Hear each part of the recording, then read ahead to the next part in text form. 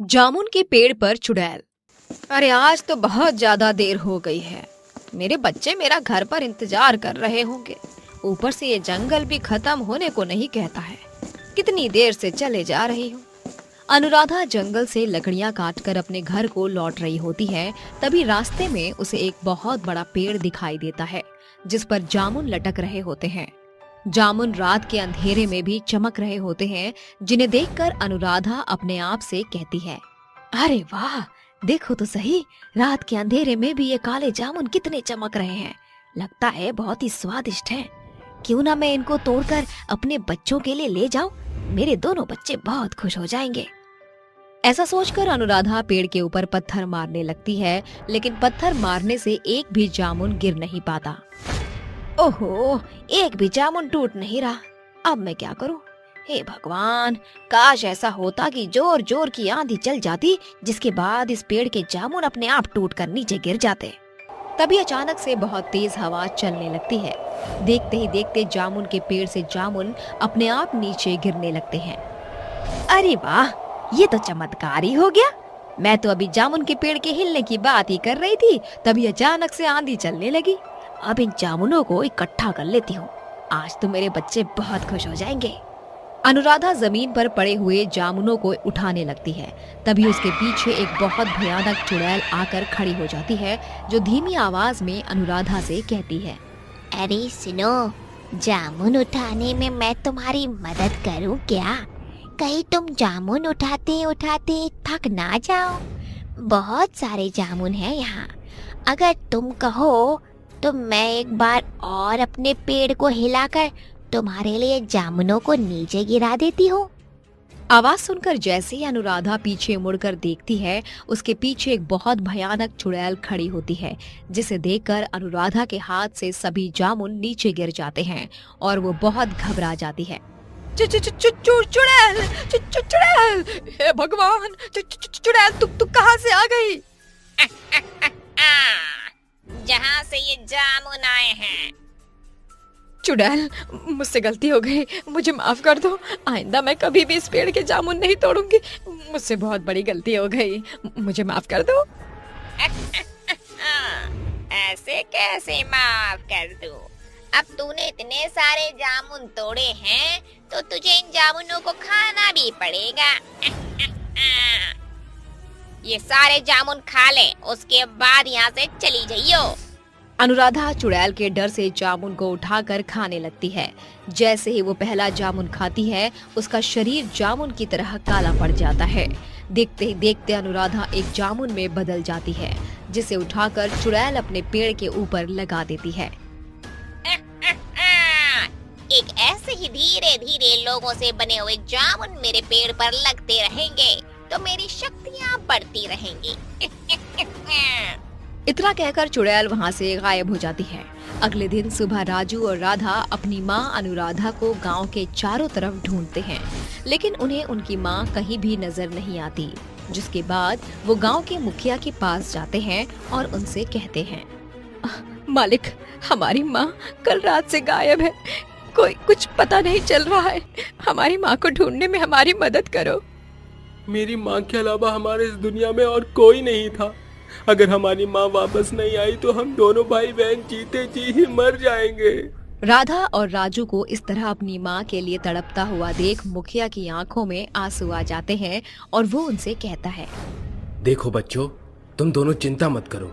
तुम्हारी माँ को ढूंढने में हम तुम्हारी मदद जरूर करेंगे, लेकिन तुम दोनों अपने आप को अकेला मत समझो। तुम्हारी माँ के बाद इस दुनिया में मैं तुम्हारे साथ हूँ। मुखिया उन दोनों को गले से लगाता है और उसके बाद उन दोनों को घर के अंदर बुला लेता है। जिसके बाद मुखिया अपने कुछ लोगों को गांव में अनुराधा को ढूंढने के लिए भेज देता है। तुम सभी को मैं एक काम देता हूँ, उस औरत को किसी भी हालत में ढूंढ कर ले आओ, फिर चाहे जंगल का कोना कोना क्यों न छान लो। मैं इन बच्चों को अनाथ होते हुए नहीं देख सकता। जाओ और जल्दी लौट कर आना। मुखिया के लोग गांव भर में अनुराधा को चारों तरफ ढूंढने लगते हैं। देखते ही देखते सुबह से शाम हो जाती है, जिसके बाद वो सभी मिलकर जंगल में ढूंढने लगते हैं। अरे मुखिया ने हमें आदेश तो दे दिया, लेकिन सुबह से शाम हो गई, हमें वो औरत कहीं भी नहीं मिल रही है। अरे धरती निकल गई या आसमान निकल गया उस औरत को? अगर मरी भी होगी तो उसकी लाश तो कहीं ना कहीं होगी ना। पता नहीं कहाँ गायब हो गई वो औरत। तुम लोग बातें कम करो और काम ज्यादा। एक काम करते हैं, हम सभी अलग अलग दिशाओं में जाते हैं, कहीं ना कहीं तो हमें उस औरत का कोई सुराग जरूर मिलेगा। लांबा की बात सुनकर सभी लोग अलग अलग दिशा में निकल जाते हैं, जिसके बाद लांबा उस औरत को ढूंढते ढूंढते जामुन के विशाल पेड़ के पास पहुंच जाता है, जहां उसे जामुन रात के अंधेरे में भी चमकते हुए दिखाई देते हैं। इतना बड़ा जामुन का पेड़, अरे वाह, ये तो बहुत ही खूबसूरत लग रहा है। एक काम करता हूँ, कुछ जामुन तोड़कर खा लेता हूँ, वैसे भी सुबह से कुछ खाया नहीं है। लांबा पत्थर मारकर जामुनों को तोड़ने की कोशिश करता है। तभी उनमें से एक जामुन नीचे गिर जाता है। जैसे ही लांबा उस जामुन को उठाने जाता है, उसके पीछे एक बहुत भयानक चुड़ैल खड़ी होकर उससे कहती है, अगर तुम्हें और जामुन खाने हैं तो मुझे बताओ, मैं पूरे पेड़ को हिलाकर तुम्हारे लिए जामुन तोड़ दूंगी। अपने पीछे एक बहुत भयानक चुड़ैल को देखकर लांबा बहुत ज्यादा डर जाता है, जिसके बाद वो डरते हुए चुड़ैल से कहता है, चुड़ैल, तू कैसे, कौन है तू और मेरे पीछे खड़ी होकर क्या कर रही है? मेरे जामुन तोड़कर मुझी से पूछते हो कौन हूँ मैं? चलो, अब जब तुमने मेरा जामुन तोड़ा ही है तो इसे खा भी लो। नहीं नहीं नहीं, मुझे कोई जामुन नहीं खाना, मुझे जाने दो यहाँ से। पहले जामुन खाओ, उसके बाद चले जाना, मैं तुम्हें नहीं रोकूंगी। चुड़ैल के डर से लांबा जामुन खा जाता है, जिसके बाद देखते ही देखते वो खुद एक जामुन में बदल जाता है, जिसे उठाकर चुड़ैल अपने जामुन के पेड़ पर लगा देती है। लेकिन ये सब कालू एक पेड़ के पीछे से छुपकर देख लेता है, जिसके बाद वो जंगल से निकलकर सीधा मुखिया के पास जाकर उसे जंगल में हुई पूरी घटना के बारे में बताता है। क्या कहा? चुड़ैल? लगता है हमारे गांव में इस चुड़ैल की वजह से ही लोग गायब होते जा रहे हैं। हमें उसका कुछ न कुछ तो करना ही होगा।